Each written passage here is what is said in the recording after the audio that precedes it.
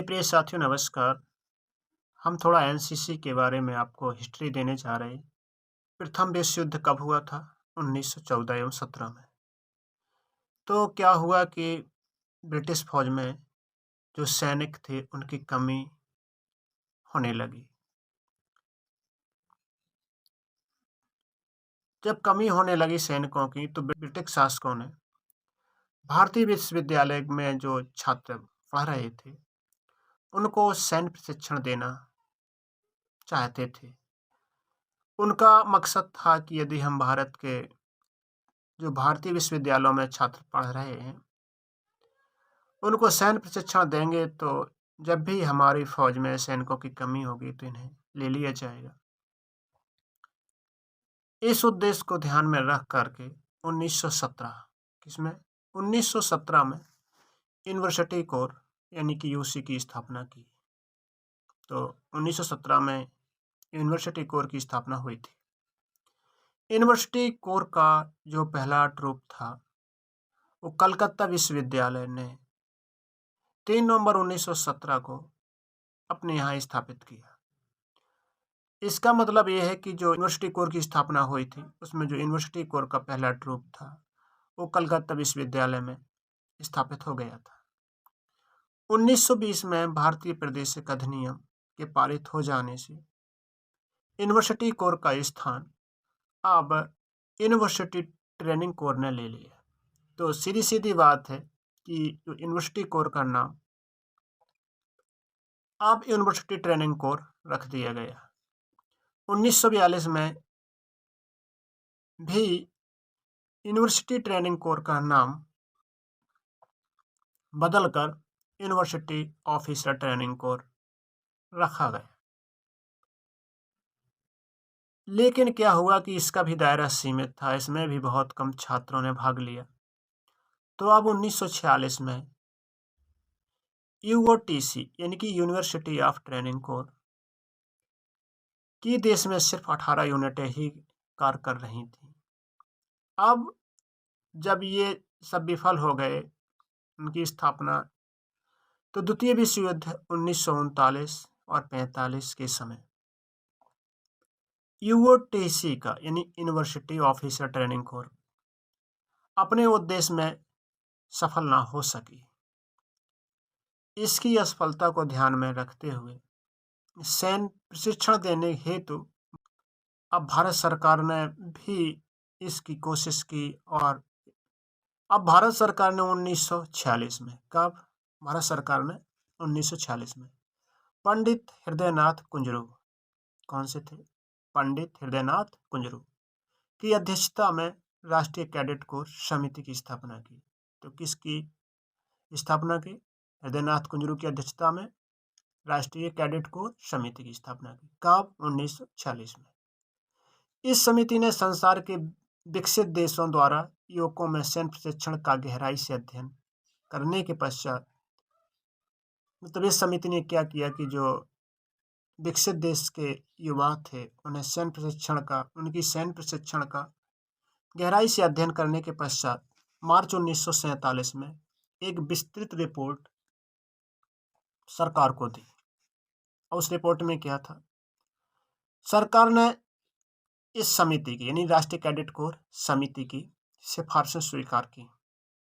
जब स्वीकार कर ली तो 16 जुलाई 1948 को यानी 1948 के एनसीसी अधिनियम के द्वारा 1948 के एनसीसी अधिनियम के द्वारा रक्षा मंत्रालय के अधीन राष्ट्रीय कैडेट कोर की स्थापना की गई। तो कौन से अधिनियम के द्वारा? एनसीसी अधिनियम के द्वारा रक्षा मंत्रालय के अधीन राष्ट्रीय कैडेट कोर की स्थापना की गई। अब राष्ट्रीय कैडेट कोर की सफल संचालन के लिए रक्षा मंत्रालय में राष्ट्रीय कैडेट कोर निदेशालय की अप्रैल 1948 में स्थापना की गई। तो राष्ट्रीय कैडेट कोर की कब स्थापना की गई? तो अप्रैल 1948 में स्थापना की गई। और कर्नल जी बैबूर सैनिक अधिकारी को, किसको? जो कर्नल जी थे, कर्नल जी बैबूर सैनिक अधिकारी को उसका डायरेक्टर नियुक्त किया गया, यानी कि निदेशक नियुक्त किया, जो बाद में जनरल के पद से रिटायर हुए। ये कौन थे जो जनरल के पद के रिटायर हो गए थे? कोर का विस्तार होने पर एनसीसी थी, इसका विस्तार बढ़ा तो इसका ओहदा और बढ़ा करके 1954 में ब्रिगेडियर तथा 1961 में मेजर जनरल कर दिया गया था। 1954 में कहा था ब्रिगेडियर तथा 1961 में इसे मेजर जनरल कर दिया गया।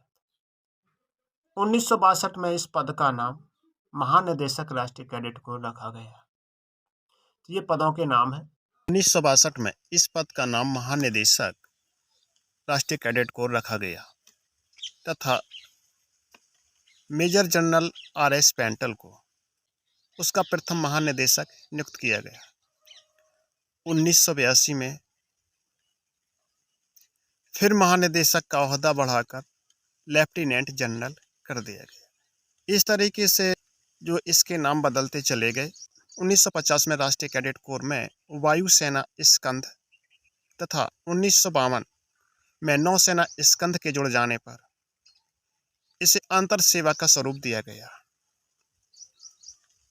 जिसमें कनिष्ठ प्रभाग के कैडेटों को प्रारंभिक सैन्य प्रशिक्षण दिया जाता था। इसमें जो कनिष्ठ प्रभाग के कैडेट थे उनको इसमें ट्रेनिंग दी जाती थी, जबकि सीनियर प्रभाग में यानी कि वरिष्ठ प्रभाग में कैडेटों की सेना के सक्षम अधिकारियों को ट्रेनिंग दी जाती थी। तो जो कनिष्ठ प्रभाग में जो कैडेट थे उनको ट्रेनिंग दी जाती थी, सैन्य ट्रेनिंग दी जाती थी, और जो सीनियर डिवीजन में थे यानी वरिष्ठ विभाग में थे उन्हें कैडेटों की सेना के जो अफसर थे, अधिकारी थे, ऑफिसर थे, उनको ट्रेनिंग दी जाती थी। इस उद्देश्य के लिए एनसीसी में सेना की तरह कवचित कोर, तोपखाना, इंजीनियर, सिग्नल इन्फेंट्री तथा चिकित्सा कोर की यूनिट भी गठित की गई। जब ट्रेनिंग देंगे तो सीधी सीधी बात वहाँ कुछ लोग बीमार होंगे, कुछ को चोट लगेगी, तो इंजीनियर, सिग्नल इन्फेंट्री का यानी चिकित्सा कोर की यूनिट गठित की गई। 1949 में इस छात्रों के समान अवसर मिला। छात्राएं थीं, उनको 1949 से एनसीसी में प्रवेश मिलने का अवसर मिल गया। छात्रा डिवीजन भी आरंभ किया गया। एनसीसी के विकास में गहन रुचि लेने वाले स्वर्गीय निर्देश पर 1952 में सामुदायिक विकास के इस पाठ्यक्रम को शामिल कर इसे और विस्तार कर दिया गया। तो 1952 में जो जवाहरलाल नेहरू के निर्देश पर इसका विस्तार और बढ़ाया गया। 1960 में देश के स्कूल कॉलेज में एनसीसी की मांग बहुत ज़्यादा बढ़ती चली गई। इसके पश्चात संगठन एनसीसी राइफल्स की स्थापना की गई। फिर जब चीन का आक्रमण के बाद राष्ट्र की आवश्यकता पूरी करने के लिए, जब चीन ने आक्रमण किया तब राष्ट्र की आवश्यकता के लिए 1963 में एनसीसी की ट्रेनिंग को अनिवार्य कर दिया गया। 1964 में जो एनसीसीआर था उसे एनसीसी में विलय कर दिया गया, यानी कि मिला दिया गया। एनसीसी प्रशिक्षण के विरुद्ध छात्रों का विरोध तथा कुछ कुलपतियों के सुझाव पर 1968 में एनसीसी को फिर से स्वैच्छिक बना दिया गया। कुछ लोगों ने विरोध किया, कुछ छात्रों ने विरोध किया कि ये ट्रेनिंग नहीं होनी चाहिए। तो इनके सुझाव पर इन्होंने सुझाव दिया कि एनसीसी को अपनी स्वेच्छा के अनुसार बना दिया जाए। वर्ष 1997 में इसके पाठ्यक्रम में खेलकूद को भी शामिल कर लिया गया। वर्ष 2006 में एनसीसी के पाठ्यक्रम में field engineering, communication, obstacle training तथा पाश्चर प्रशिक्षण को भी शामिल कर लिया गया। तो इस प्रकार से आरएनसीसी की कुल नफरी 13 लाख से अधिक है। इसको प्रशिक्षित करने हेतु देश में 95 ग्रुप हेडक्वार्टर्स हैं और 667 आर्मी बिग यूनिट्स हैं, 60 नेवल विंग्स यूनिट्स हैं तथा 61 एयर स्क्वाड्रन कार्यरत हैं। राष्ट्रीय कैडेट कोर का नेटवर्क केंद्र शासित अंडमान निकोबार द्वीप तथा लक्षद्वीप, ऊंचाई में लेह, पश्चिम में कच्छ तथा पूर्व में कोहिमा तक फैला हुआ है। एनसीसी से देश के लगभग 4560 कॉलेज और 7,106 स्कूलों के छात्र जो लाभान्वित हो रहे हैं। अब मूल्यांकन समिति क्या है? तो वर्ष 1972 में पुणे विश्वविद्यालय के कुलपति डॉक्टर GS महाजनी की अध्यक्षता में मूल्यांकन समिति का गठन किया गया। तो मूल्यांकन समिति का गठन किसकी अध्यक्षता में किया गया? तो डॉक्टर GS महाजनी की अध्यक्षता में, जिसकी सिफारिशें सरकार द्वारा लागू भी की गई। NCC के उद्देश्य एवं लक्ष्यों के संदर्भ में इसके कार्य का मूल्यांकन तथा समीक्षा हेतु भारत सरकार द्वारा 20 दिसंबर 86 के असंवैधानिक संकल्प 8 के अंतर्गत ले जनरल ML थापन पावीसे में की अध्यक्षता में इस प्रकार की अन्य समिति का गठन भी किया गया। समिति ने जून 1988 में अपनी रिपोर्ट प्रस्तुत की और भारत सरकार द्वारा समिति की सिफारिशों को आंशिक रूप से स्वीकार भी कर दिया गया। अब सलाहकार समितियां कौन कौन सी हैं? सलाहकार समिति NCC कार्यों के केंद्र तथा राज्य दोनों के लिए जिम्मेदार हैं सलाहकार समिति। तो केंद्रीय सलाहकार समिति, इसके लिए जो NCC के कार्य संचालन के लिए NCC का जो कार्य संचालन NCC की अधिनियम धारा 12 के तहत किया जाता है। अध्यक्ष रक्षा राज्य मंत्री हैं। इस समिति की बैठक 2 वर्ष में एक बार होती है, जो भारत सरकार को NCC के गठन तथा प्रशासन के संबंध में सलाह देती है। तो इस समिति का स्वरूप हम देख लेते हैं। तो रक्षा राज्य मंत्री इसके अध्यक्ष होते हैं। रक्षा सचिव और रक्षा मंत्रालय पदेन सदस्य होते हैं। और शिक्षा सचिव, सचिव मानव संसाधन एवं विकास मंत्रालय इसका पदेन सदस्य होते हैं। तीनों सेना अध्यक्ष ये पदेन सदस्य होते हैं। वित्त सलाहकार रक्षा सेवा पदेन सदस्य होते हैं। लोकसभा के 2 सांसद सदस्य होते हैं इसके। राज्यसभा का 1 सांसद सदस्य होता है और केंद्र सरकार द्वारा नामित 5 गैर सरकारी सदस्य होते हैं। इसी प्रकार राज्य सलाहकार समिति भी है, जो कि समिति की जैसी ही होती है। इसमें जो वरिष्ठ अधिकारी एवं राज्य के NCC अपर महानिदेशक इसके सदस्य होते हैं। तो राज्य सलाहकार समिति की जो बैठक होती है प्रतिवर्ष होती है और राज्य में NCC कार्यविधि पर निगरानी रखती है और सलाह भी देती है। अब हम जान लेते हैं राष्ट्रीय कैडेट कोर का मोटो क्या है, इनकी ध्येय क्या है। तो एकता और अनुशासन, इसका मोटो है। और अनुशासन की जो विशेषताएं हैं वो क्या होनी चाहिए? मुस्कुराते हुए आज्ञा का पालन करें, ऑलवेज विथ स्माइल, समय के बी पंक्चुअल, निरुसंकोच कठोर परिश्रम करो, work hard without force, बहाने ना बनाओ एवं झूठ मत बोलो, make no excuse and tell no lies.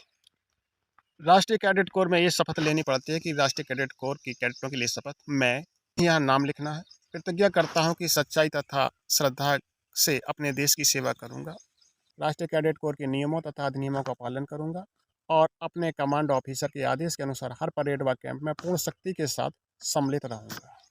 ये शपथ लेनी पड़ती है। क्योंकि NCC एक अंतर सेवा संगठन है, इसलिए इसका झंडा 3 रंग 3 समान खड़ी पट्टियों में बटा हुआ है।